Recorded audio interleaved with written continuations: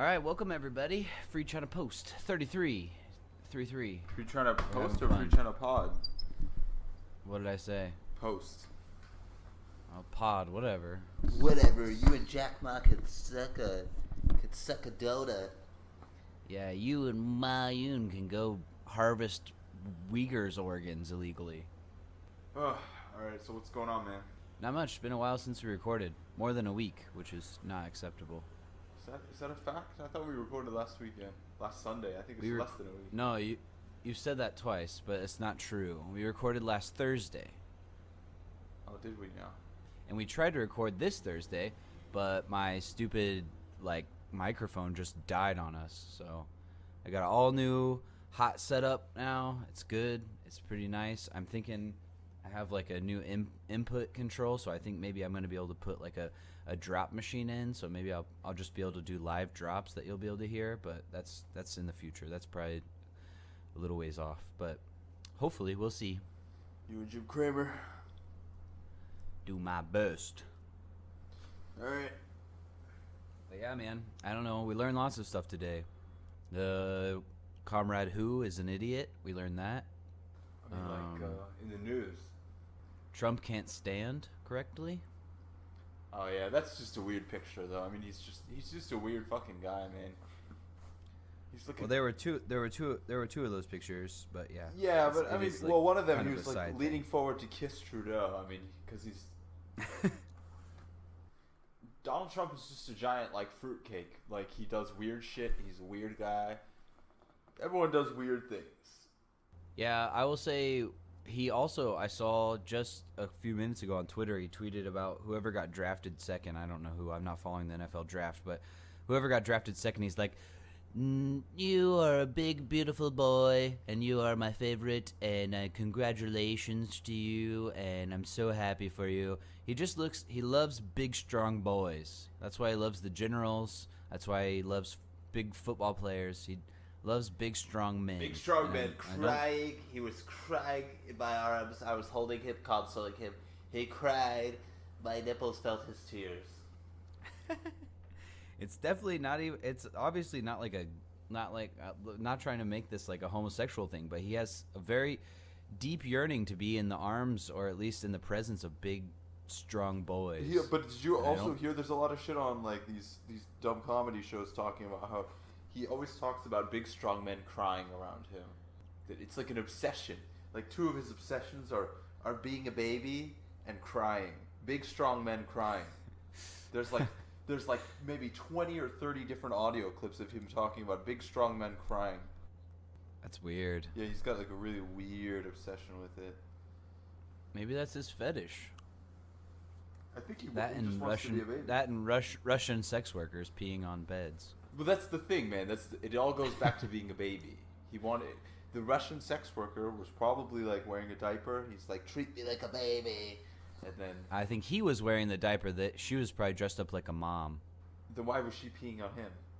Well, she was peeing on the bed. Maybe she had to show him how to do it. I don't know what the deal was. Oh, if she was wearing a diaper, she wouldn't be peeing on the bed. She'd be peeing in the baby diaper. Party, everyone. Let's just get all fucking pissy. He's like, oh my goodness. I have no idea. I did beat on the bed. Let's go to the shower. I did see a pretty interesting video that I might put in here of Lindsey Graham, basically. You saying, have the piss tape? No. This is a little tangential, but basically Lindsey Graham said not agreeing with a congressional oversight committee was an impeachable offense, which is what Trump is doing right now. So. Yeah, so that was pretty interesting. I just watched that before I got on. It's not interesting because catching any of them saying something completely contradictory when it suits their purposes doesn't prove anything. Everyone already knows the truth. Well, see, the thing is what we learned today with our Twitter wars, that people are, I don't know, maybe those people are unconvincible, so it's not even worth That's exactly what I'm saying. The rational public already know the truth. There's no point trying to convince them. You just got to blast them, being a bigger troll than they are, like I did. I think Jordan. Sometimes, yeah. I trolled them into oblivion. Yes. But we got that Pete Buttigieg guy to agree with us too, and he normally probably wouldn't agree with me on a whole lot because Pete Buttigieg is, I mean, like, sorry anyone who supports him, but he's garbage. Like, he's a trash candidate. He basically is like compared Trump to Bernie Sanders, or compared Bernie Sanders to Trump. Jordan, he's not in favor of. I don't know why you're a homophobe. Medicare for all. And I don't know why you keep trying to support old white men. We've had enough old white men. We need a young white man. It's time for Ivanka and Condoleezza. I personally support and old Barron Jewish Trump. men. That's my thing. Huh? A Barron booty judge ticket is what we need. I think Barron Trump and Ivanka as the VP. Actually, what's the age limit for VP? I mean, we got to look at what's the age limit for president, because it's like, what, 35? Probably the same. Yeah, we'll have to run a constitutional amendment through really fast, but I think Mitch McConnell's going to be on our side for this. That's right. He said he is the Grim Reaper, so it makes sense. I mean, he also is essentially the exact same age as the Grim Reaper, so it all checks out. Is that an ageist joke now? That's ageist. I'm getting ageist up in this bitch. Watch out, I might get a little ableist soon. What does that even mean? Are we gonna start talking about the autistics? No, it's like ableist would be like someone who can not in a wheelchair or something, like has full whatever. Okay, let's not go down this yellow brick road, this rabbit hole. This into political correct territory that I don't understand. I've been out of America too long. Fair enough. Has my culture changed so much? Maybe. I mean, it depends. Depends on what part of America is such a big culture. It's hard to say what part. If I can't indiscriminately mock anybody for their beliefs or genetic disabilities or conditions or the color of their skin, their face, their eyebrows, the color of their eyes, their beliefs, their thoughts, their political aspirations. I think anything you're not born with is okay. And I mean, for people with terrible ideas, you can mock them as much as you want. Oh, the trash truck's there. You mean in Kaohsiung? Yeah. Yeah, it's weird because the trash truck already came today, so I'm not quite sure. The trash truck already came by my place, but I live by the night market, so it comes by multiple times. What I was gonna say is, if you want to make fun of someone because of their physical deformations, you should make fun. You should, yeah, that's me. You should make fun of the what's his name, Dan Christofferson. No, what's his name? The what's that? Do you know the guy I'm talking about that was like making fun of Ilhan Omar, the congressman? No. Dan Crenshaw is his name. Do you know about Dan Crenshaw? Not really. Well, he's like missing 3 limbs because he was like in Iraq or something, but he's like kind of a ghoul. So, but people on the left are going after him because he's an asshole. Like, I know, like, basically people are calling him like Pirate Dan because he has an eye patch and is missing 3 limbs. I'm gonna be real. I like Ilhan Omar less and less because she just keeps trying to get attention, and then she doesn't talk about the problems in her fucking home country, which she's like, well, she's basically like has close relations with the guy who just stole the election there. I think she needs to stop fucking trying to get attention before she starts. You love talking about all these people that want attention, but they're trying to get attention for like meaningful stuff. Like they're trying to pass the Green New Deal and things like that. Like I think it's important stuff. I agree with you. There are things to critique them on, but I would say don't throw these like new progressives under the bus. They're like pushing the party in the right direction. I think would be my opinion, at least. I think that, first of all, Omar, in this whole thing, like, why does she keep talking about Israel, but she never talks about Somalia? I don't understand that at all. Why doesn't she talk about, like, her country being in a fucking civil war, and there's an unrecognized state in the north, and it's in collapse while she continues to praise the fucking president? Like, why doesn't she fucking talk about the problems in her homeland? Why is she always talking about other shit? Well, she's like, I mean, yeah, that's fair, but I mean, she's also like a United States congressman. So, yeah, representing Minnesota. How many Palestinians are there in Minnesota? How many Somalis are there in Minnesota? That's what she talks about most of the time, and But there are- Somalia has very little to do with what the U.S. Whoa, whoa, does, whoa, and whoa. Israel has a lot of The district she changes a lot of represents- policies. The district she represents has a shitload of Somalis in it, but yet she completely ignores the Somalia issue. The district she represents has almost no Palestinians, but she keeps fucking bringing this up like every 2-3 years, making these like attention-drawing quotes. Why is she not on record saying anything except praise for Somalia's dictator? That's fair. She should condemn Somalia's dictator, and she should talk about that more. But at the same time, the Israel thing is a very valid issue, and it affects the whole of the United States greatly. I think that's something that should be called out. Like, the Israeli lobby puts millions of dollars into the United States system and lobbies super hard. Yeah, that's fair enough. But obviously has a huge effect. But I agree with you on the part that she should also talk about Somalia. It's also an important issue. All these her people should also family be talking about members Taiwan. are taking money from the Somali government, so she really doesn't have any room to talk about like dirty money in politics. I don't know enough about that to comment, I guess. So I won't. What's the situation? Explain that situation to me. All right, let me find the articles. Let me start up my Windows 95 here. While we're in a lull here, I've been like starting my little project of my own, is like finding like big lefties on Twitter, like progressives, and sending them like an extensively. I did one today, sending them like couple hundred word message, basically, like, because not all of them have their DMs open on Twitter, but the ones that do, I'll send them like 100, 200, 300 word message, basically, that's like basically making the case for Taiwan and like explaining to them the situation that we're in, like, and saying like, because like, well, the one I did today was Michael Brooks, and he's like smart guy, and he's mentioned Taiwan before, and like he knows, it seems to me, at least from as an observer, like he's a really, really smart guy, very concerned about like international issues. And so I was like, basically like, I know you know about Taiwan, and like you've kind of like loosely mentioned it, but like in the Taiwan Twitter sphere, like there are a lot of people like more and more like leaning right wing because of these like the lack of like lefty focus on Taiwan. Yeah, because they don't. So like Yeah, man, a lot of these people, they talk a big game about democracy, but they really don't give a shit about democracy. I really don't like this left-right thing. I think left-right is dead. I think it's democracy or money. I think that's the new divide. Yeah, but the problem, yeah, that's fair, I guess, Because but you're still gonna Democrats and have Republicans, you're still gonna have disagreements, though. Yeah, but I think left-right's dead. I think the whole paradigm, there's no left and right anymore. I think Anyway, I found the article. Let me talk about that, and then we can. All right, we'll come back. Okay, Yeah, so we'll come back. basically, there was an election in Somalia recently, and basically most outside observers said it was pretty flawed. It was a stolen election, more or less. Ilhan Omar went out of her way to praise the new president, and then a couple days later, her brother-in-law got a job working for the president.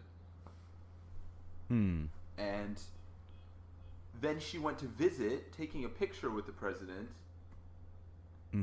Blah, blah, blah, blah, blah. So it's basically, she's like connected with the president who just stole the election there. And her family is benefiting from this election. So. It's interesting, especially because she was obviously a refugee when she came here. She like fled the country and stuff. So I don't know. I would have to do more research on that, but that definitely sounds really shady, and she should probably be fighting against that a little bit more. Yeah, for sure. like she should. I mean, I don't know. There's no explicit quid pro quo, but like, I think it's very convenient that she like doesn't mention any of the problems in her own country when there's clearly like the potential for conflicts of interest here going on.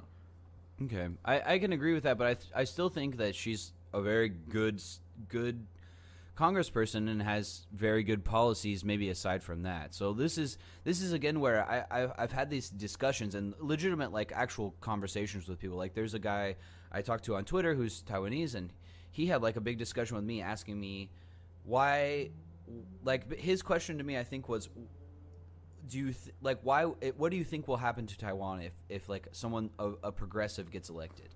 And basically kind of exactly it's very complicated, but he's basically his point in asking me Depends was, if it's a pussy or not.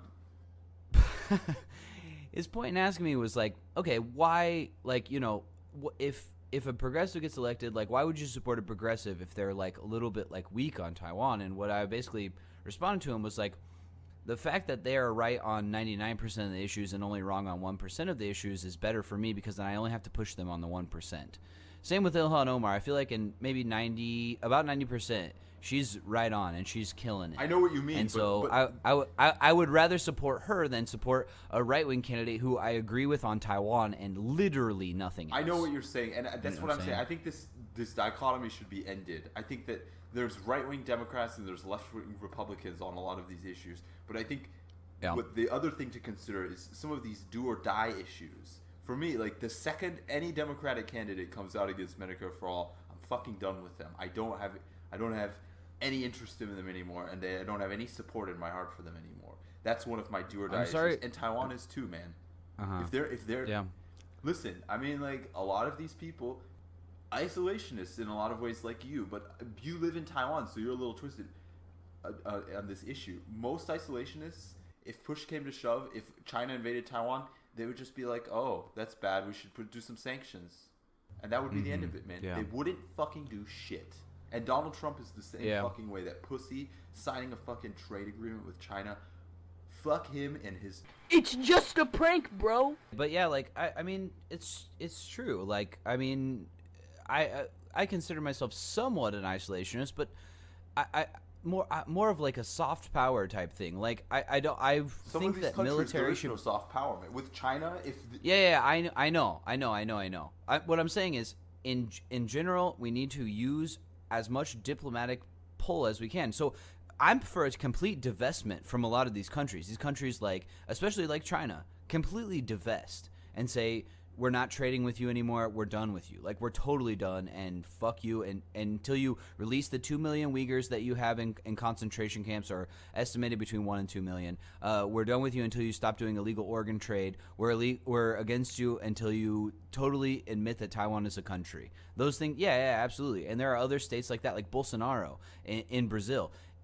If you're gonna steal elections and put your political opponents like Lula in prison, then yeah, fuck you. We're done with you. We're cutting you off. Time ago.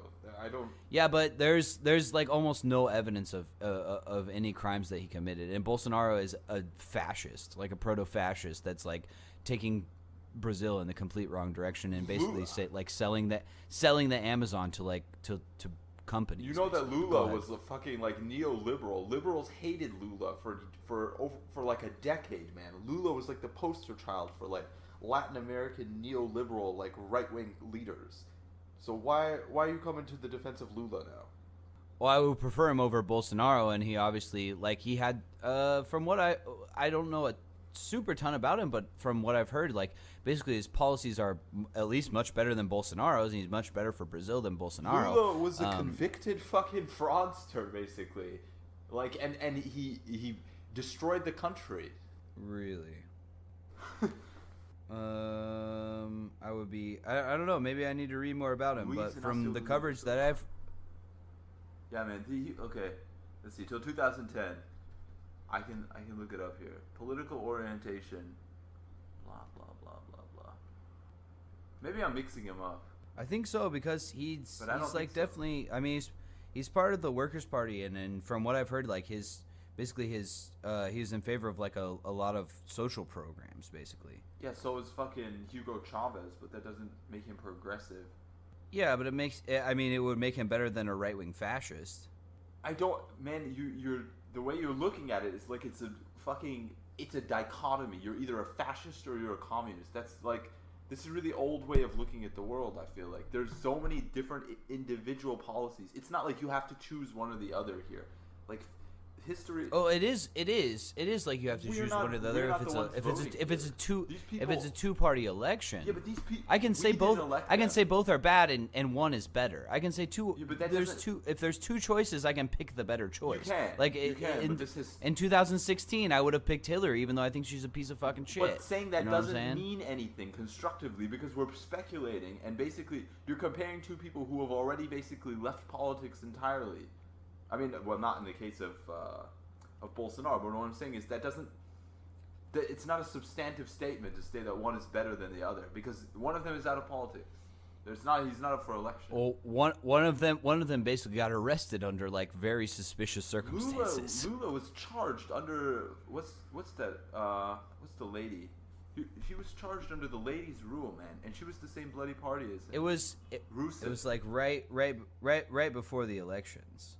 Anyway, she was also implicated in these things too. So like, yeah.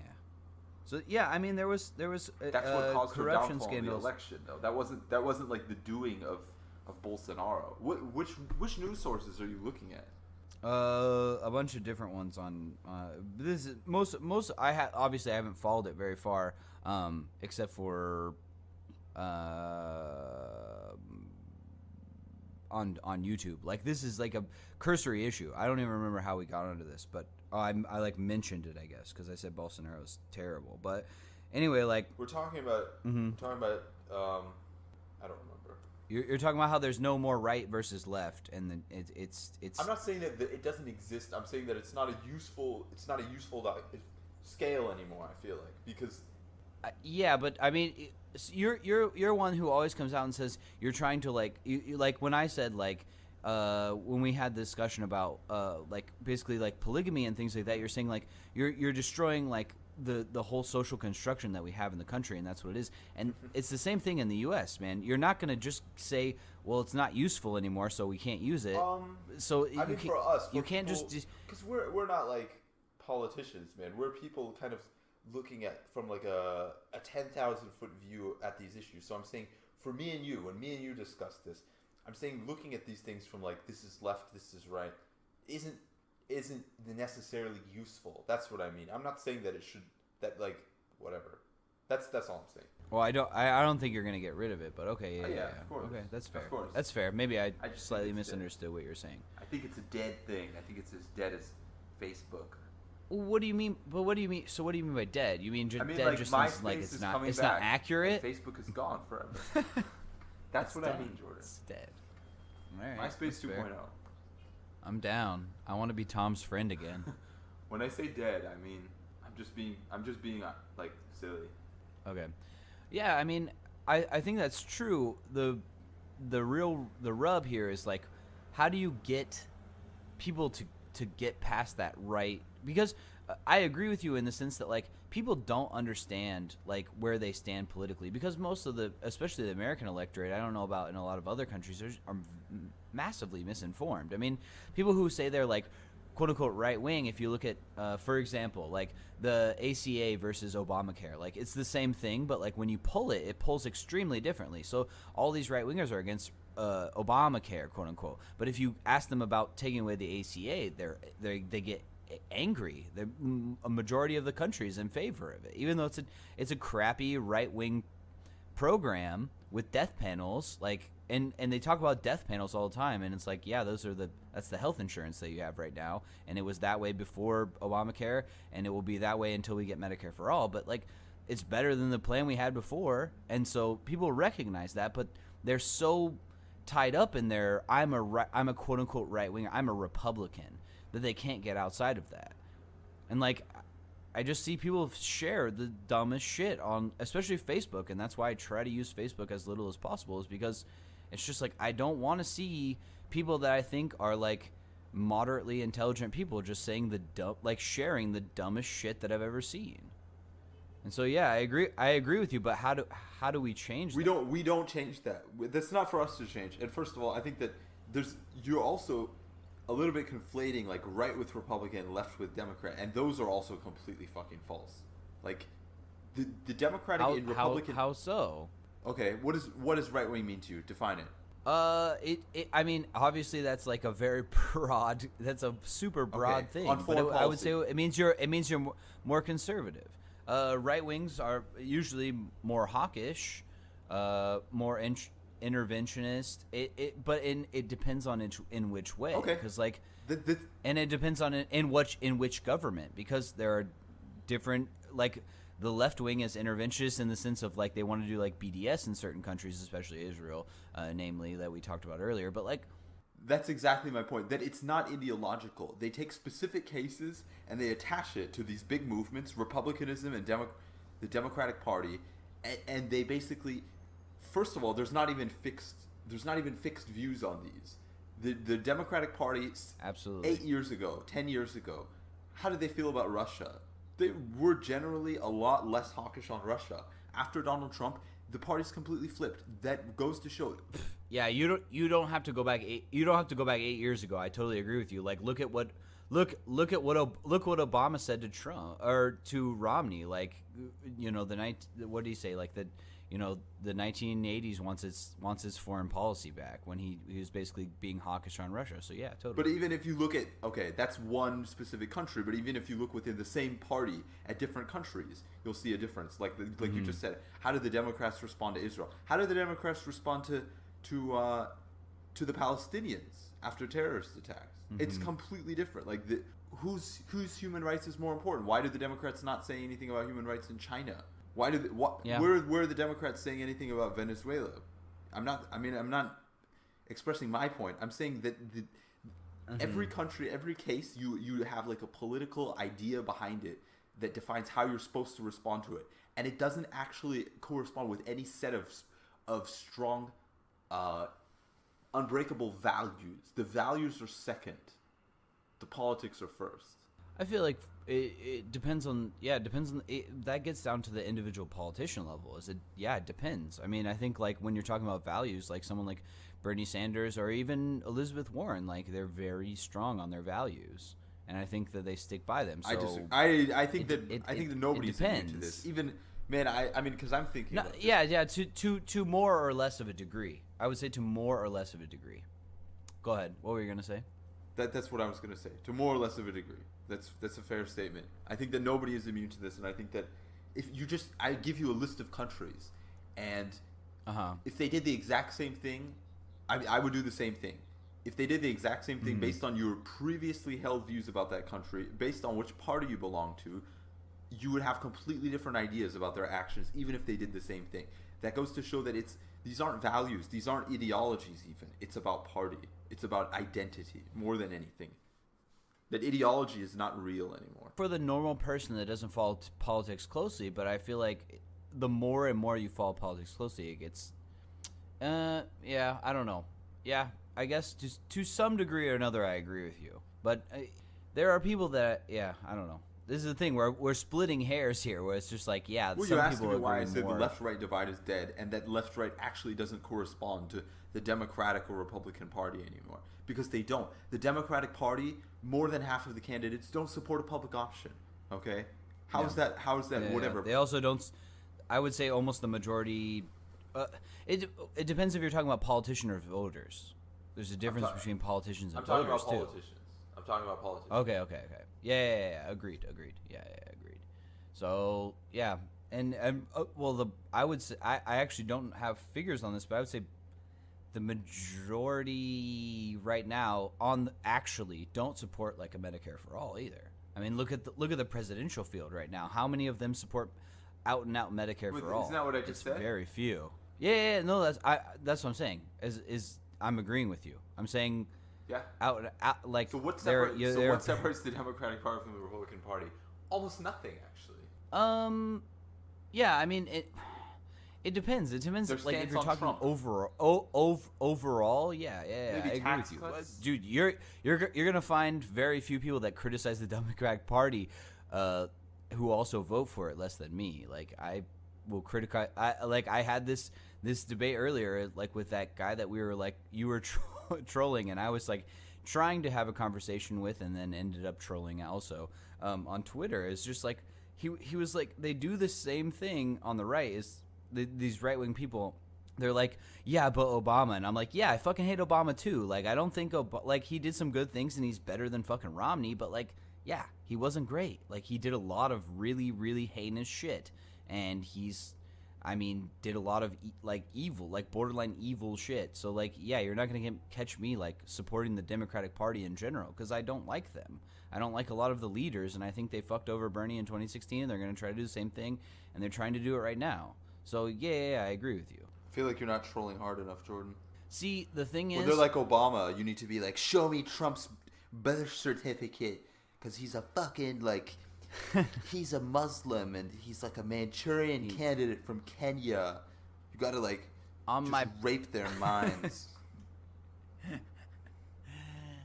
On my personal Twitter, I probably would, but on our Yes, Twitter, I'm trying to like grow. I'm trying to grow it, so I'm not trying to go too hard. You got to get out the personal Twitter too and back up everything you say with the trolls. Yeah, voice. That's what I think. It's not a bad idea. It's not a bad idea. That's why I have you though. Double tap. That's why I need you to. You need to be on Twitter more. Oh, I'm the troll. I'm the troll of the Free China Post.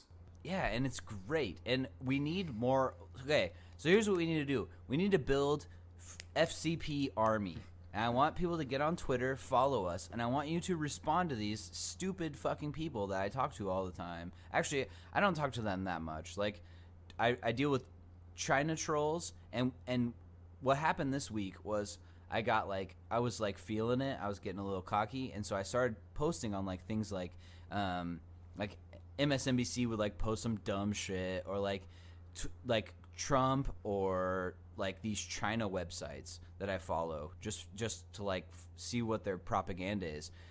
I was just posting on. I was just like, okay, yeah, this is stupid. And so I would like post that, and then I would get in like a long Twitter fight. And so that's kind of what happened with what happened today. Was we were in a protracted basically argument with like this guy who basically wouldn't admit anything, didn't have any sort of argument, but like felt like he needed to argue with us. And so we need people to come back us up on this. So follow us at FreeChinaPost on Twitter. It's oh man, we have so much fun. And most of the people I talk to on FreeChinaPost Twitter are lovely people. Most of them are on the Taiwan Twitter sphere, I guess, and we don't agree on everything, but I have good discussions. Like I tweeted at a Hong Kong account that basically like supports Taiwan and Tibet a lot, and also is like fighting to like make Hong Kong like farther apart from China, basically like separate them, even though it's like it's kind of a done deal now. I was like reaching out to them. I DM'd them about some posts that they made and stuff, and it was very cordial, and like even if we have like disagreements, it's very cordial. So it's fun, but sometimes we got to deal with the trolls, and it's nice to have people behind me that can just like, dude, your tweets that you're lighting up that guy with is like, we're getting a ton of likes today. Yes. It's good, man. It's fun. And some people just need to be trolled, man. They're stupid, and they need to be trolled into the position where they need to think about it. The guy's back, so I just trolled him a little bit. Just a light trolling. Oh, you hit him again? He's back? He's back. He woke up. He must have woke up, yeah. He's definitely in the U.S., so.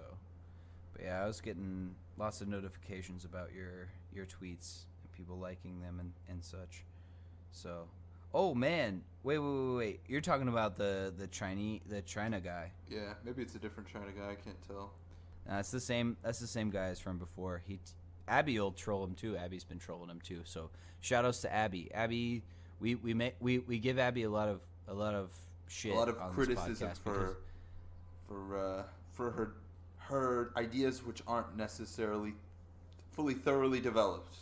Yeah, we give her, I would say 50, like maybe 30% of the shit that we give Abby is just like is about her ideas about the KMT, and how we totally oppose the KMT because we follow news really closely, and we figured out that like the KMT is trying to sell Taiwan to China. The other 60-70%, oh man, the other 60-70% for everyone else is basically we're just having fun with her. We like to roast each other, and that's what we're doing. We like to have fun with that stuff. So, but yeah, she's actually been doing, again, another reason why everyone should follow our Twitter is because she's been going after people, and it's been really funny, and it's fun to watch. So okay, let's continue this conversation, because I think this is interesting. We've hit on something interesting. So what should we do? You're saying the left-right is dead, and in general, I think I agree with you. Like, so should that just be, you're saying, should that just be an approach for how we look at things, or should that be something we try to, okay. Yeah, I don't think there's nothing we can do. In what way does that change the way we look at things? Because, I mean, I already think that the majority of the Democratic Party is trash, and I think most of the Republican Party is trash too. If you're trying to be a logical person and you're trying to make logical arguments, that you can no longer say, oh, this is a progressive thing, this is a left thing, this is a right thing. But that's the thing is what you're saying is that we can't change the narrative. So when I speak to people who aren't me or you, the language in which I use, it's like code switching, man. Like those are the things you have to use to make people understand your What point. I'm saying, it'll help somebody understand, but I'm saying those are no longer legitimate arguments, basically. And that if you're trying to convince someone to actually change their mind, that they're going to be that it doesn't matter if something is left or right or anything. All that matters is identity now. So basically, I don't think that using those arguments to try and change people's minds is any more useful. That's saying, oh, you know, this should appeal to your belief in democracy. Oh, this should appeal to your belief in whatever. Those things don't fucking matter. What matters is what the people in charge in your whatever, your identity, your clan tell you matter. So should we just like give up on that, or like? No, I mean, no, I no, don't know. Like, was that? So what's the strategy? Is what I should ask. I don't know if there is a strategy, but I guess if there was one, it would be that make people realize how their own party is actually contradicting the very values they supposedly espouse. So like people will just say, oh, I'm the party, you know, I'm pro-democracy, but you know, on the Democratic side, let's say I'm pro-democracy and human rights, but you know, I don't want to criticize Venezuela because we need their oil, we need to keep things stable, whatever. On the Republican side, I'm pro-democracy, I'm pro-human rights, but I don't want to criticize China because we need their trade, you know, and Donald Trump needs to make a deal with them.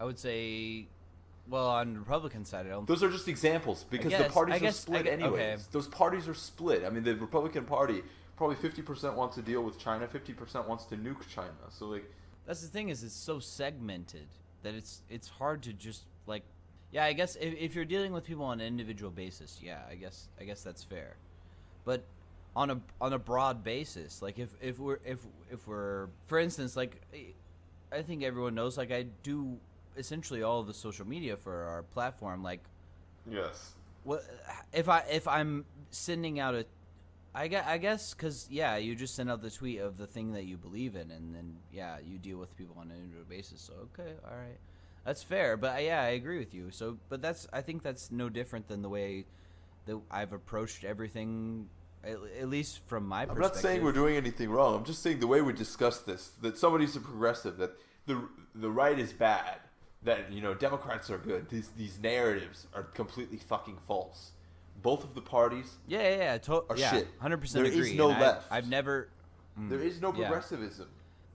Yeah, I agree with you, but like that's The only thing that matters are our values, because those will outlive the party. you sound like Tom Perez. I don't know who that person is.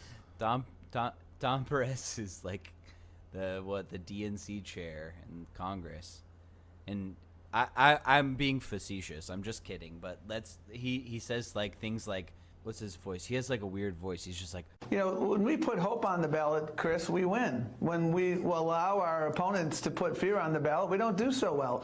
we should lead with our values, and I think that, you know, values should come first. Well, and that voice sounds really soothing. It's true though, man. Yeah, but he's disingenuous about it. He's a centrist Democrat that like doesn't give a shit about anything except for money. So you just dropped the word centrist, a meaningless word. It's not meaningless. I mean, what do you want me to say? Corporatist. If that's your meaning, Yeah. then he's a corporatist. That money is more important to him than democracy. That's the core of the Which meaning. is what I would say is Not that he's a it's centrist, centrist, whatever it's the fuck that wishy-washy. You're literally in the middle. Like you're in the middle, and so you're also a centrist. Yeah, he's a corporatist But too. the I middle agree of with what? that If label right as and well. left are dead, then there is no middle. That's the whole point. But that's the thing is like, yeah, I guess okay, that's fine. But at the same time, like to a lot of people, centrist has a meaning. So it's just like, yeah, words do have meanings, and like, yeah, we can talk about like this deconstruction. We need to deconstruct these meanings and reconstruct and explain to these people explain to everyone that like this is what this means and this is what it means. But like right now, if I say centrist, I would say 75 or more % of our listeners know exactly what I'm talking about when I say a centrist Democrat. I think they know it, but they only know it through the lenses of the party that's absconded with these terms and that's corrupted them to mean something that they know that doesn't actually have any substance. Because 2 years from now, everything that the Democrats stand for and everything the Republicans stand for could completely fucking flip. Yeah, okay, that's fair. Yeah, I could agree with that. But at the same time, currently it has a meaning, and I'm speaking in the current moment. So, yeah, I guess I agree with you. I mean, he's just okay. So should I say he's just a corporate shill? Yes, Is that sounds great. acceptable? Okay. Man, if you look, let's look at like Biden. Biden is basically probably Mitt Romney in 2000 whatever, 2001, Basically, yeah. 2012. Basically. There's really no difference between the Republic and Donald Trump is basically Pat Buchanan from like '92. Like they've gone. There's no basis in like party identity. There's no basis in ideology. It's just a whole bunch of spewed nonsense. Each of these people has a random set of views on a random set of issues. And Donald Trump is a specific case because he doesn't understand most of these issues. So most of his viewpoints are. Yeah, I agree, and that's sometimes why these broad words are useful, at least in the time in which we speak them. Yeah. Because it's if you say useful for centrist labeling. Democrat or corp. Yeah, but they're not. Which is that's basically what we do. What I'm saying is it's dangerous though because I say, oh, he's a centrist, and then you get it stuck in your head, oh, he's a piece of shit, he's a corporatist, all these other attached meanings, instead of actually doing the research. All of these things are ideological shortcuts to keep us from actually doing our job as citizens and finding out what the truth is about these issues. They're shortcuts is what they are. Yeah, and I think people need that though. They do, like, but they're misleading, and they don't mean anything. What does being a Democrat mean now? If you say, "Oh, we should support democratic politics, we should support progressive politics," progressive on what? Progressive on Saudi, but not on Venezuela. Progressive on Taiwan, but not on China. That's the issue is that all of this stuff is so broad, and that's why I think it's important to get into the minutia of these. It's very important, and that's why these shortcuts are do more harm than good, because they get people to get locked into these ideological bases where they don't have to take the time to think about an issue. They say, I read on MSNBC in their slanted version that this is true and that this guy's a bad guy because he did these things, or vice versa on Fox, man. That we basically, this has been true forever. I mean, this is not a new thing. That if they're on your side, you excuse people's shortcomings, you excuse flaws in the logic, in the ideology. And you just use it as an ideological shortcut. People don't want to have to come up with a really well rationalized view on every single issue that affects their lives, right? Mm-hmm. Yeah, for sure. So it's a shortcut, but it's lazy and it's insidious. Yeah, I agree, but I think that shortcuts are useful, but it can't be limited to that. I think you need to. I think shortcuts are okay. I think they're okay labeling when they mean labeling labeling purposes. But of course, you need to go further. In modern times, the parties are shattered. They have no core beliefs anymore. Therefore, my opinion is that these labels. I think it would be a mischaracterization to say that they ever have. But yes, continue. I don't think parties have ever been a monolith, is what I'm trying to say. They were more powerful before. Powerful doesn't mean that the ideologies were cohesive, and they part generally of if they were more. And this is not a good thing. Okay, so let me just say this. Go ahead. Yeah, this go ahead. This is not necessarily a good thing. The reason that they were more cohesive before is because they were more centralized. If you think about the era when.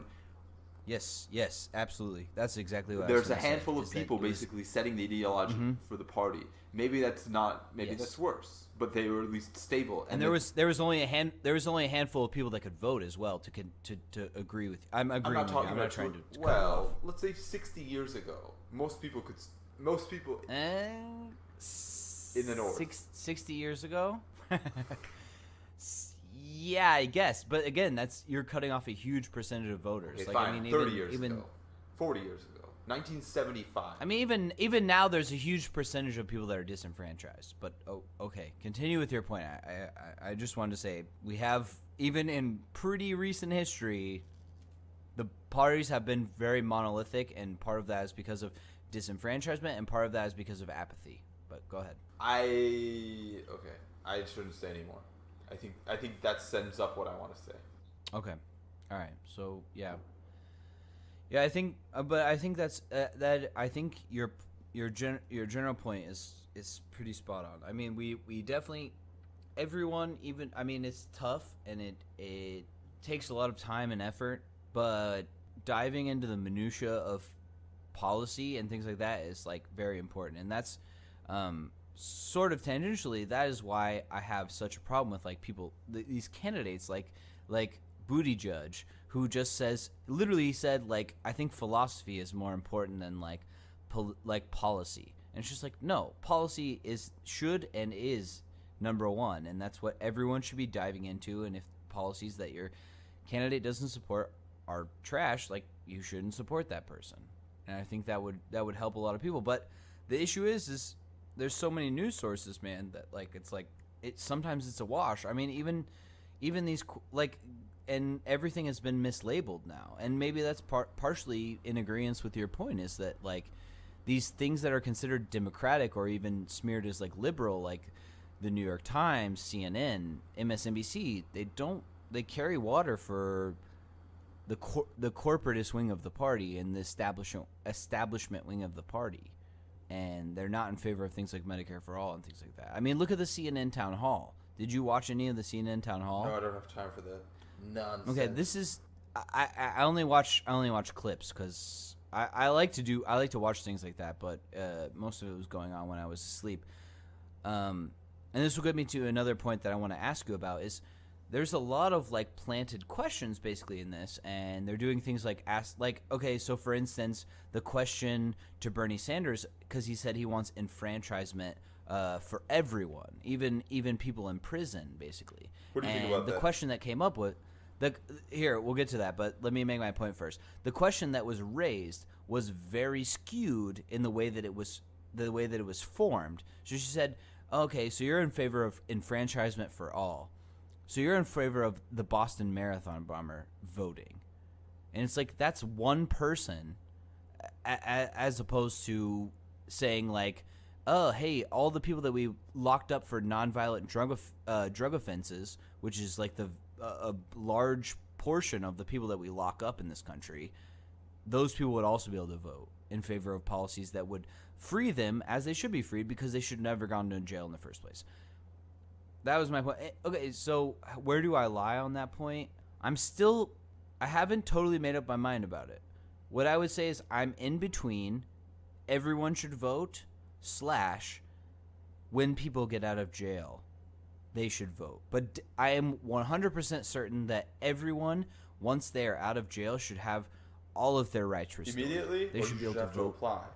Because what about people who are paroled, who don't serve their full prison term? I think if you're released from prison, then you should be able to vote. What about if you released for overcrowding reasons? See, That's a decent these aren't that question. simple, man. Yeah, of course. It's not simple and straightforward, but my point with that whole thing was that all of the framing, and you can look at. I would encourage people to go watch it. It's very skewed, and Let me ask you my this: Do point you think is voting that, is a privilege or a right? I think it's a right. So driving is a privilege, but voting is a right. You don't think that we can set limits and set like a moral minimum about who's allowed to vote, who's allowed to choose our leaders? We set limits on both of those things. We don't set limits I on can't voting. vote if I'm 6. If you I say can't. it's, Yes, we do. Yes, we do. If I'm 6 years old, I can't fucking vote. What are that you makes talking it a about? privilege, but you're saying it's a right. Yeah, it's okay. Okay, so Right now but it is a privilege. The problem with calling it a privilege is that like it gets very dangerous, because who's allowing that privilege? I think if you're an adult, whatever we discern is like you are an adult now. I think it is a right. And of course there are rights that can be taken away. Like when you go to prison, you have your rights taken. You don't have a right to go to McDonald's when you're fucking in prison. Yeah, that's true. So why wouldn't you wait until somebody is finished with parole or probation before restoring their right to vote? Why immediately upon release? Because I don't see why this is even an issue. Like how many like parolees are there just like, I need to get my chance to get Trump out of office. Like this is not a thing. Generally, people who, and I'm making a huge generalization here. Of all the people I know who ever went to prison, none of them have ever fucking voted. None of them have had a bank account. Like there's people are not going to go register to fucking vote. There's a reason they ended up in prison. Well, the thing is, I'm not saying they should. That's slippery slope shit. I'm not man. saying you need to be careful with that. That's like really broad fucking generalization. I am not saying that it's a mistake that should haunt them their entire lives at all. And I'm not saying they should never have it restored. What I'm saying is, if they're given a prison term and they're released early or they're put on probation, that's obviously a period where they need to be in penitence for committing some kind of moral crime. The issue is that a lot of the people that are locked up, like I said earlier, are not in prison for a justifiable means. That is a completely people separate issue. Like you lump everyone together. If you're in prison, you can have all the qualms you want in the world with the justice system, and I agree with you. There are serious problems with that. But just because there are, 10, 15%, even 30%, you're going to let 70% of people who did commit a serious moral quandary, that's a weird word to use, a serious, let's say, societal transgression, whatever. You're going to grant them that right? Yeah. I mean, by your own words, like, most of them aren't going to vote anyway, so I don't see the harm in that. And why? So why? Because I think some of them will vote, and I think it's important because from prison. Wait. So let me get this clear. Are you in favor of prisoners being allowed to vote, or once they're released? Because that's what I said. Is I'm still debating the idea within my mind because this is an issue that has recently been brought up, and to my own failing, I haven't thoroughly thought out this. Honestly, I think if you're having your rights taken away to the point that you're not allowed to see your own bloody family, why in the hell would you be allowed to choose the leader of a country? Would your decisions be allowed to affect others? Because a lot of the people that are in jail are in there for that reasons. Is a criticism. That is a criticism of the criminal justice system, not of the idea that criminals shouldn't be allowed to vote. Until we fix that, what are we gonna do? That's a preposterous notion. That's like saying, until the criminal justice system is fixed, we should just release everybody because who knows who's innocent and guilty. That's ridiculous. No, I'm not saying release everyone. That's why just grant them this completely different right. ideas? Why grant them this one right? Okay, they're not allowed to fucking have cell phones. They're not allowed to watch TV. They're not allowed to leave. Why grant them the right to vote? That's not true. That's not what you just said is not true. In some prisons, it is. Some of them are allowed. Some of them, yes, some of them. So you're not. Again, okay. So should we say people who are in low security prisons should be able to vote, but people in supermax shouldn't? None of them should be allowed to vote. They're in fucking prison. They Why? were convicted by a jury or a judge of a crime in a court. That's the whole reason we have fucking courts. They obviously say what you will about the criminal justice system and the problems it has. If we're going to put them in prison, if you're going to deprive them of their freedom, if you accept that depriving them of their freedom is legitimate, why would you not deprive them of the freedom to make critical political decisions that affect other people? So basically, your argument would be that you think voting is a privilege, not a right. Not specifically, but I think if we're going to take away the right of freedom, the right of freedom is held much more sacred than the right to vote. If you're going to take someone's right of freedom, why grant them this little petty additional thing that they don't need, they don't want, and they shouldn't have from a moral perspective? I don't understand why this is even being brought up. Unless this just screams to me like I'm going to come up with some idiotic idea to get people arguing to distract from the shitty policies that I have in place. So I think why, from a moral perspective? Go ahead. Sorry. Man, you said it yourself. His platform is shit. This is just a way for him to kind of distinguish himself with this crackpot idea. Nobody has ever argued this. The issue was in Florida about people who are already released from prison. Nobody has ever said that people in prison should be allowed to vote. This is a radical and a pretty nonsensical issue, in my opinion. But go ahead. What I would say is that, yeah, again, I'm still not. I haven't totally made up my mind about it, but I think that definitely 100%. Anyone who has served their time should be exonerated and should have the right to vote. Okay, but again, what about if they're on probation? What if they're on parole? Is probation sufficient to take away someone's right to vote? No, I don't think so. They're out in the free public. If you think that they can commingle with normal people, then why shouldn't they have the right The to idea vote? is that they have they've committed a serious enough transgression that if they're not constantly supervised by a police officer, that they need to be immediately placed in prison. That's the definition of probation, basically. The issue, though, people on probation are not constantly. They report like once a week. It depends for on like the terms 1 of the hour. probation. That's like exactly. So then, do you get into the minutia of that? Okay, if you're only monitored 3 hours a week, then is that okay? And okay, well, if you're monitored 5 hours, then it's not okay. I think if you're convicted of a crime, you should wait until the terms that are set on your crime have been completed. Probation, parole, whatever the fuck that is. There are limits set on these things for a reason. Like people don't serve 45 years of probation. And if you're convicted of a crime, I don't see why this is not something that shouldn't be taken away for a temporary fucking time while you're rehabilitating yourself, because that's the idea of probation, that you need a second chance. And I don't see how voting falls into that calculus at all. Because people are more involved in the greater society. You can get involved and they in have more politics reason without to be- voting. You can go to town hall meetings. You can fucking volunteer for your mayor's You campaign. can if you're in prison. You can if No, you're in but prison. on people on probation. Yeah, if you're in prison, you're not trusted to be in society. Why the fuck should? But that's the issue is like there are so many people in prison right now that should not be. Yeah, in but prison. that's the Even thing if you about the wanna- criminal even if you justice system. That has nothing to do with voting. The criminal justice system has nothing to do with voting. It has to do with the broken. Is that a statement Yeah, that it has to do with the criminal justice system. It does not have to do with. And voting can change that. Voting can change. Has voting changed that ever? But it can, and yes, I would say probably it has. I don't have like a specific example for you, but yeah, absolutely. Okay, yes, absolutely. I have the voting for legalization of marijuana. That has changed it. There you go. First of all, marijuana is still federally illegal after how many elections? Like, voting for.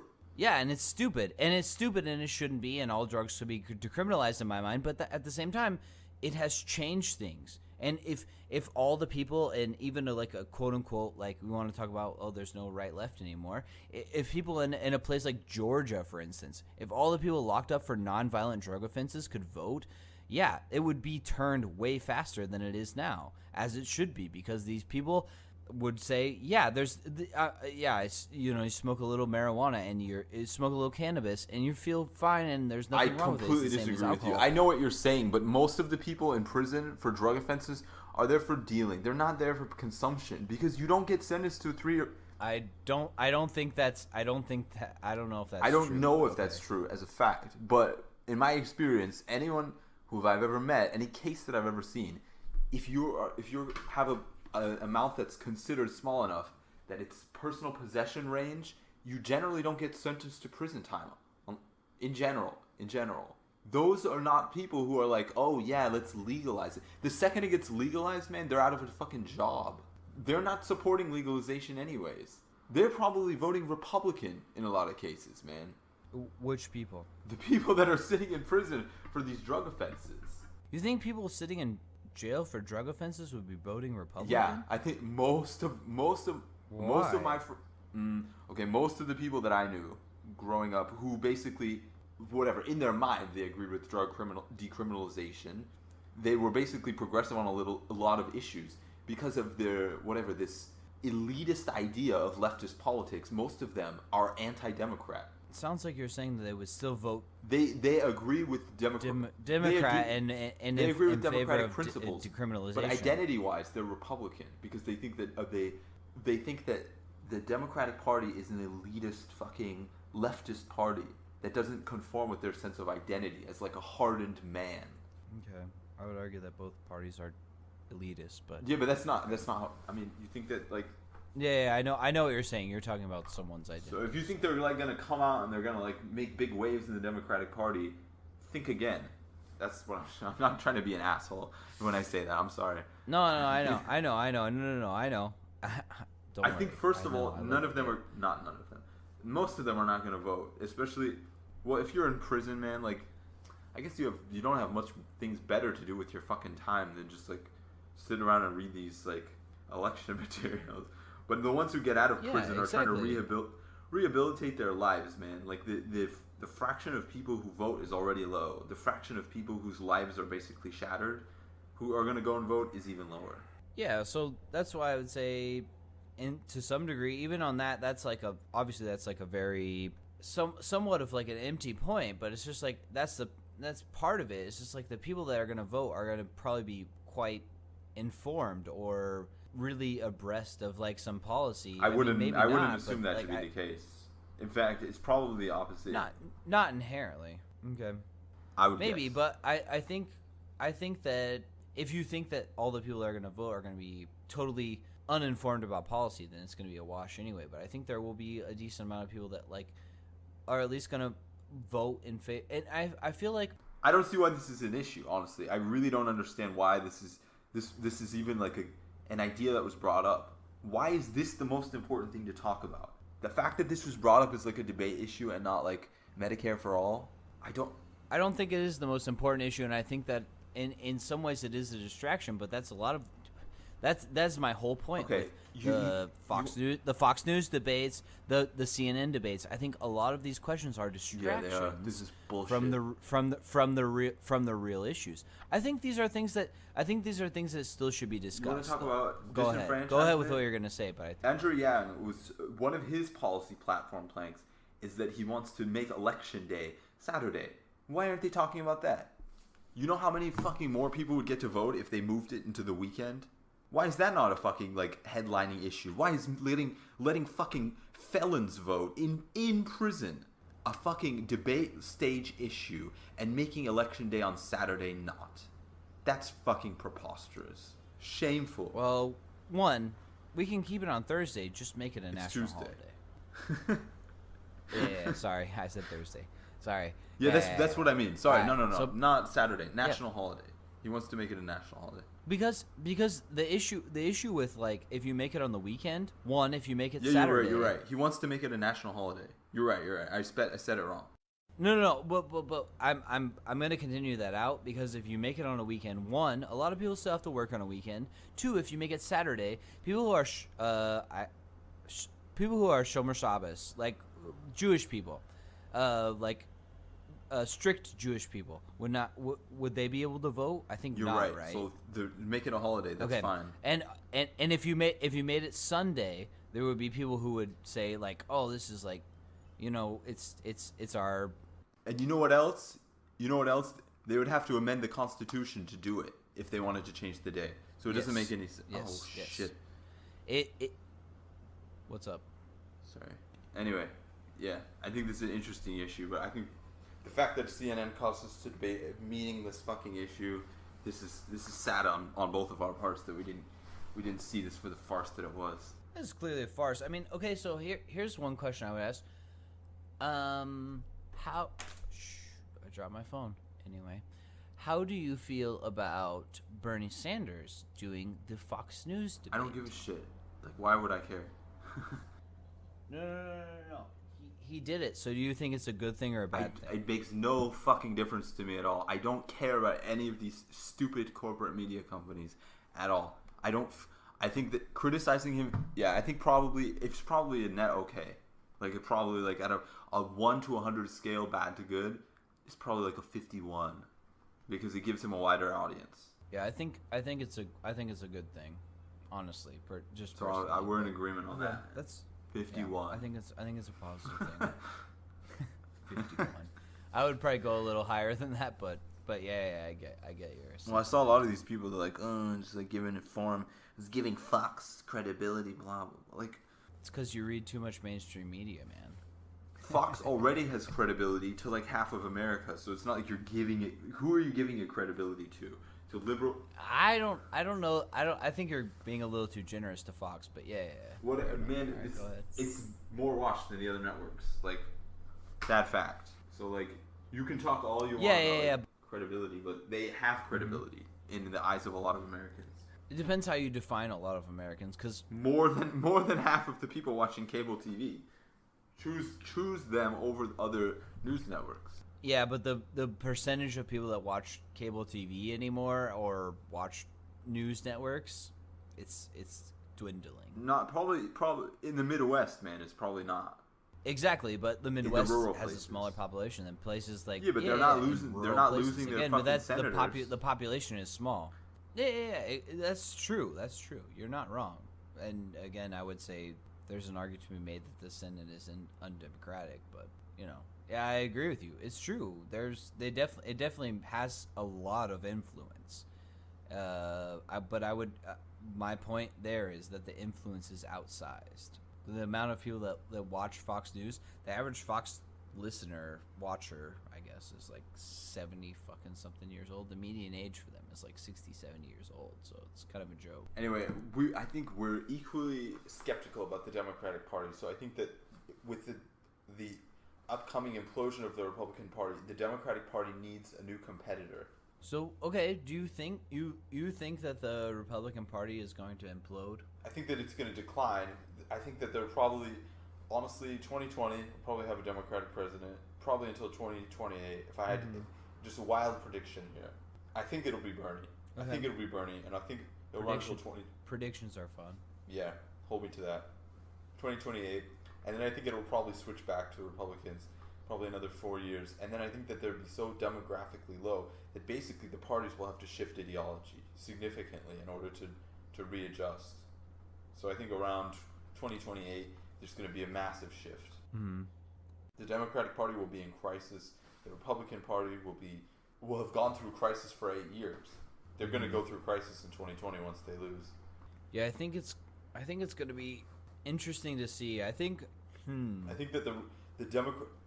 It's hard to say. I'm interested to think about how this is going to go, because what I would say is I agree with you. I think a Democrat will probably win in 2020. I would also lean with you. I'd say I definitely hope 100%, and I would say probably plus 50%, maybe 51% to go with your percentage. It will be Bernie Sanders. But I'm wondering about the fact if he will be president for 8 years, or if he will hand it off to someone else after 4 years. That's what I'm wondering about. But I agree with you that there would definitely be a big shift. I agree with you. There has to be. I mean, it's only like 30% of people. I gotta go in probably 15 Trump. minutes. Just FYI. Oh, you're such a bastard. What happened? Nothing. I gotta go in 15 minutes. Oh, it's really fucking shitty. I need to meet my friend. All right, for everyone out there listening, are you going to commit to a podcast tomorrow? Is there more to talk about? Let's see what else there's to talk about now. I don't know what else. There's so much to talk about. Like what? I have a really busy class week next week. I've got, how many presentations do I have? I think I've got at least 1 or 2 presentations I have to make. I have to write a literature review, which is going to take many hours. Probably going to have to read several hundred pages of papers. Well, we can talk about Sri Lanka. We can talk about the problems with the 737 MAX. I think we talked about that before, whistleblowers. No?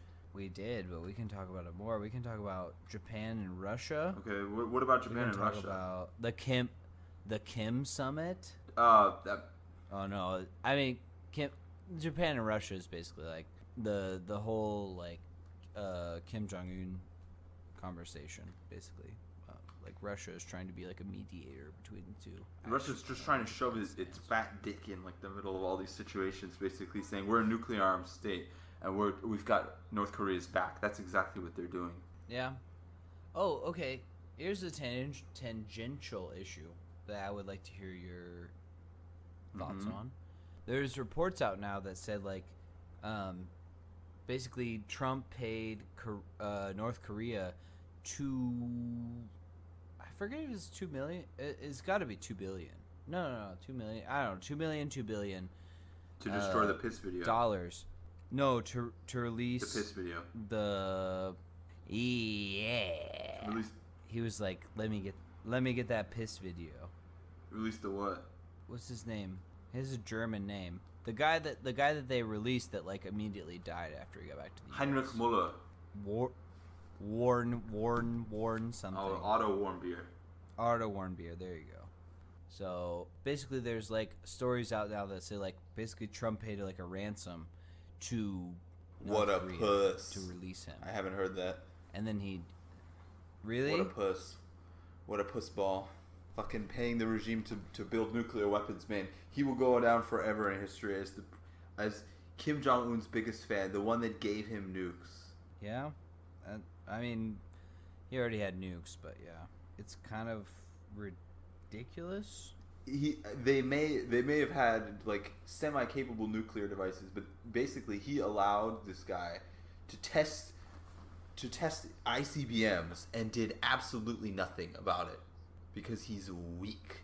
He's the weakest president in American history with the smallest hands in American history. And his father would be disappointed in him for being such a sad baby. Yeah, Christ Trump would be very disappointed. So, okay, here's the story. Like, Washington Post. This is probably why I haven't read it, because I'm behind the Washington Post paywall. Because fuck paywalls, man. It's so Yeah, garbage. the Free China Post has all no these people that paywall. We don't have a paywall. Check us out, folks. Write more articles, Jordan. Yeah, I'll do my best. All right. So anyway, the Washington Post reported on Thursday that Donald Trump, the man with the smallest hands in America, basically made a payment of $2 million to Pyongyang to basically get what's his name? Warmbier. Warm beer. So he got warm beer out, and warm beer was basically like, this is like really fucked up, but like he was basically dead when we got him back. Like there are reports of like he had like a hole in his legs basically where it looks like they stuck a nail through. He had like burns all over his body. Like they fucking tortured the fuck out of this guy. Yeah, that's North Korea. That's the one that Donald Trump keeps meeting with and saying how handsome he is and how that's his good friend. He has really good chemistry with this guy, and we need to give them money and we need to make a deal with them because we're a bunch of fucking pussies. Okay, so what do you think the resolution with North Korea is? What do you, or not even the resolution? What do you think that the debate process with them should? There shouldn't be a debate process with them. This is in China's hands, and what I said from the very beginning is the United States should say, because China continues to support them, we're not going to trade with China because China is in violation of sanctions, and completely cut off all trade relations with China until they allow North Korea to collapse. But Donald Trump is this small-brained puss, and he's not going to do that. I can get on board with that. This is all in China's hands, and if Russia came into this, then we just nuke Russia. Just kidding. No, I mean, it would be fairly easy. Obviously not, yeah. Basically, if China drops support, it's over. It's over. Yeah. They're basically the only thing probably. If Russia tried to get involved with this, man, like, I mean, they already are now because of how weak Donald Trump is, how completely horribly he's bungled the whole fucking thing, man. This has been dragging on for 2.5 years, and what does he have to show? Nothing, because he's a man-child with baby hands. I was really being tough, and so was he. And we would go back and forth, and then we fell in love, okay? No, really. He wrote me beautiful letters, and they're great letters. We fell in love. Pretty much, yeah. I mean, I think there is something to be said for the discussion process, but I think you cannot yield an inch when it comes to that. There's nothing to discuss with them. We've been discussing with them since like 1992, man. Since like. Yeah, but what I would say is it makes Kim Jong-un feel good. That's not a good thing. She doesn't need to feel good. Fucking Xi Jinping needs to take his finger out of Kim Jong-un's bunghole and fucking let the regime collapse like he should have in the 1990s. But these fucking Chinese, man, they're interfering. They've been interfering, and the Americans are too weak to say anything. I agree with you, but what I would say is that, like, I think that the discussion should be good, but Why? you have to. I think it's good to have talks with your enemies. You don't make peace deals with your. You don't make allies. peace deals with puppet states, which is when Kim Jong Un is. There is no deal to be had because First of all, the United States has nothing to give North Korea that they don't already have. They wanted international stability. They got their nukes. They have it. The United States has nothing to give them. This is a joke, and it's been a joke from the beginning. What I would say is that, yeah, I for the most part agree with you. Like, but if you meet with them, then you can say like, okay, so basically like you can lay out your policy point. I think that having those discussions. Sure, is you can discuss it, but you don't need to have the president do it, because this basically Donald Trump has already stained the office of the presidency of the United States. But when he kowtows to murderous foreign dictators who kill their uncles with rocket launchers and treats them like equals, he makes the United States look like a fucking little tropical island, like a nothing banana republic. He's staying in the office, and now he's treating the United States like it's not the powerful bastion of democracy and freedom that it once was. There's no peace to be had. If Kim Jong-un wants to meet with the Americans, he can meet with the lowest level, like, career diplomat, posted to Guam. That's what he should be offered. Not meetings with the president. Donald Trump is a tool. I'm not going to disagree with you, but what I would say is that like I would be in favor with the president meeting them if the president went with like an actual policy plan in hand and said that's the thing, man. Here's the There is nothing to gain. The whole issue. There are things to gain. I think there are things to gain, but yeah, not with Trump in office. No, yeah, nobody can get agree with anything. You need to negotiate with China. That's the crux of it. But Donald Trump has a weird sexual attraction to Xi Jinping that I don't understand, and he will never challenge him. He loves dictators. He loves the dictators. He loves dictators. He loves Bolsonaro in Brazil. He loves fucking Duterte in the Philippines. He loves fucking Duterte. He loves Xi Jinping. Yeah, enough said. You're right. So that's the issue. Is that you have a irrational actor in the presidency. Yeah, but I think the entire foreign policy establishment has missed the crux of the issue for the longest time. That he's like, oh yeah, we need to crack down on China. We need to get China to agree with this. We need to get China to help us. And what did he do with China? Jack shit. He met with Xi Jinping, got a good handy under the table, and that was the end of it. He never mentioned it again. No blame against China anymore. It's like, oh, it's China's fault. He won't admit failure, because that would be like beyond a man whose ego is the only thing that keeps his fucking McDonald's heart beating. Yeah. It's done, man. He's failed. He lost it for America because he's weak. Oh, he's terrible. No, yeah. But honestly, Washington, D.C. lost it for America with their small-minded bullshit. They're too afraid to crack down on China, man. China is destroying the world, and they're just like standing by and watching it happen. And Donald Trump is driving the truck into the ocean, watching it. Just yeah, absolutely. He's delivering the keys. Trump is fucking it all up. He's the worst. Monster, traitor. He's a garbage president, and he's putting that on blast right now because he's not doing anything to protect the United States. He keeps saying, "Oh, America first, MAGA, no. #MAGA, #baby, #sad." It's and Ivanka he's first. Literally He's just keeps exporting jobs. He keeps exporting jobs, and he keeps supporting China. He keeps importing foreign whore wives for himself. That's right. So from Europe, he's importing his trophy wives, and from China, he's importing his MAGA hats. And it's a joke, man. He's a silly person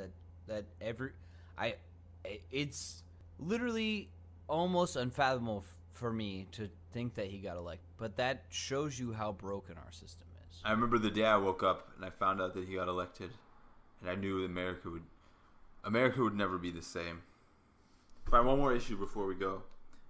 I've had the theory lately that maybe Han Kuo-yu and his presence in the Taiwanese election will have a positive effect on the Taiwanese system. Not in the sense that you think that his politics would do anything good, but that the creation of this basically Donald Trump would radicalize the population against the idea of these economic centrist, anti-democratic populist, and that basically Taiwan and Taiwanese voters would have to take a political stand. You used. I would like to say that you used the word centrist when you should have used the word corporatist. Corporatist. Just fucking with you. They need to say that he will cause Taiwan to sit down, look in the mirror, and say, do we want democracy or do we want money? What is more important? Because that, at the end of the day, is what it's all about. What I would like to say is that it's, how do you think that this is different from what America has chosen? How is it different? Well, Han Kuo-yu. I also have an answer. Before Han but I would like Kuo-yu to hear your announced answer that he was going to run for the president, he did serve as the mayor of Kaohsiung for a total of 3 months. So he does have a wealth of political experience, and considering that he spent most of his time since he's been mayor on vacation, he definitely knows what he's doing. and drinking. He's been meeting with foreign leaders, Yeah. just like Trump, hanging out with fucking dictators in China. Yep, that's true. Yeah, so that's where I would go with it. Is I would say that it is different from Trump in the fact that he, again, like you said, he's basically shown because he has actual leadership experience, quote unquote, whereas Trump has zero leadership experience, and showed the Taiwanese people, and the Taiwanese people have, from what I've seen, even in quote unquote like blue territory, have shown that they don't agree with Well, that. let me say for the record that the city you live in, Zhongli, has the highest rate of support for Han Kuo-yu out of any district in Taoyuan. And every time I see his shit come up for something on what's Yeah, it's true. They don't like him, but he's Yeah. still got. He's So and Wosu Zhongren has shown support for basically like centrist corporatist candidates for a long time, and I have my issues. Wait, did I with use the word Wosu centrist? Zhongren. What did I say? I don't remember using centrist. You said Are you centrist. sure? Well, we'll have to listen back to this, won't we, Ari? I definitely meant. See, that's the thing. That's what I'm saying. Is it's expedient to use. I don't these remember terms. using it, so. Well, we'll see. Everyone can listen back to the recording. I actually don't know what you said either, but I'm pretty sure you said centrist. Anyway, I think my point is, I think he could be a positive for the country because they'll cause the country to have a reckoning, which I don't think they have come to yet. A lot of people still think the status quo is feasible, and that the window for the status quo is very quickly closing. They're going to have to make a decision, and if they don't, then China will make the decision for them, and I don't think they'll like the consequences. What I would say is I think you're right, and I think that the difference that it has between here and the U.S. is that because it's such a small island, there is a lot of fake news and a lot of bullshit, and people lie about stuff all the time, and it gets spread very quickly. But I think the redeeming factor here is that because people have seen what he has done, and two, because it is such a small island and things are so the reverberations are so fast that I think people have seen. Obviously, he's a terrible leader. He hasn't done literally any. He just talks, and that's what I've had people push back on me. I say, oh, Han Kuo-yu is garbage, and they'll be like, oh, like, you haven't given him a time. I roast him in class all the time. I'm always like making references to Kaohsiung's Disneyland or Kaohsiung's casinos that haven't come yet, and the students are just. And that's what I chuckling. say. It's like, oh yeah, that fucking piece of shit. And that's exactly how everyone should feel, because that's the thing. He is the Donald Trump of Kaohsiung, and people should be like, yeah, that's stupid. He's an idiot, and he doesn't actually have any policies, and all he does is like enjoy his free time and like take executive. But that's not why I hate him.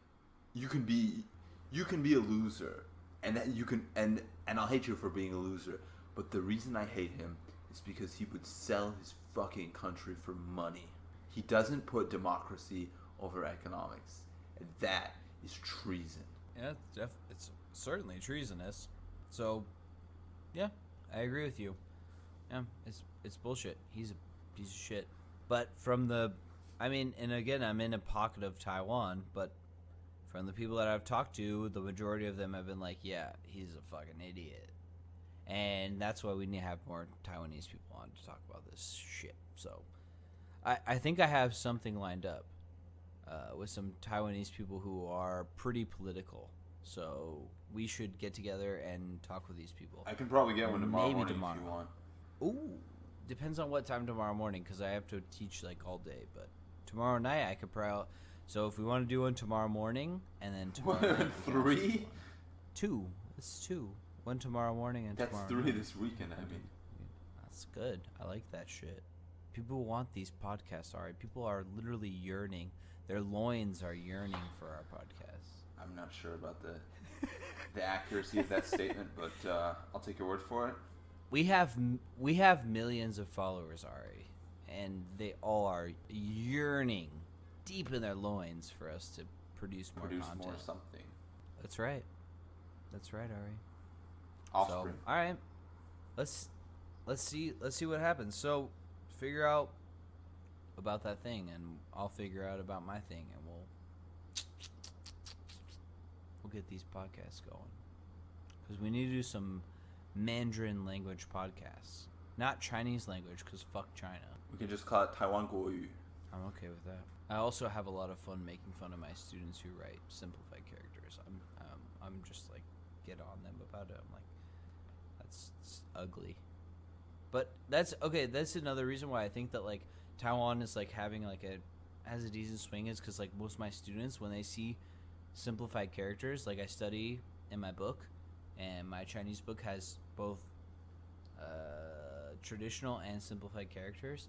And when they see the simplified characters, they're like, "Those are ugly. Like they're so ugly." I'm like, "Yes, this is what you have to look forward to if China is the ruler." And they're just like, "These are so ugly," and I'm like, "Yeah, you're right. Like, don't write simplified characters." And when my students write them, like when they write like "dian" in simplified, I'm just like, "That's so ugly. Like, why would you write that?" And they're just like, "Yeah, that's true," but like, yeah. So, all right, I'll let you go do your thing with your buddies. We should probably cut this off because I don't want to keep you too long. But all right. Let me know if you want to record tomorrow morning or tomorrow night. I have to work. What so. time? What time are you gonna be up? Okay. What's the last time you hung out with Abby? Good question. I don't know. Why is she being so weird? Is she busy? She's weird. Yeah, she works a lot. She has like a lot of hours, so I don't know. We'll figure out. But we need to have Abby back on the podcast, so I'm gonna try to get her back on here. I got this fresh new mic, so maybe I'll like try to fix one of the old mics and get her set up, and we'll do like a 3-way podcast. Okay, next time, let's talk about Somalia. We need to talk about Abby's like 10. She said she's gonna have like 10 reasons the 10 why point she's plan gonna for the Abby party. Yeah, everyone like target Abby and say like, "What's your 10-point plan? What's your 10-point plan?" We'll get her on that. Abby, what? I'm gonna fucking tweet at her right now. We'll get her. We'll get her going. We'll figure out her 10-point plan. We'll get everything all situated out. But all right, you go do your thing. You got plans tonight, All right. so Later, man. we'll figure that out. All right, buddy. I love you, buddy. Love you, man. Bye. Bye.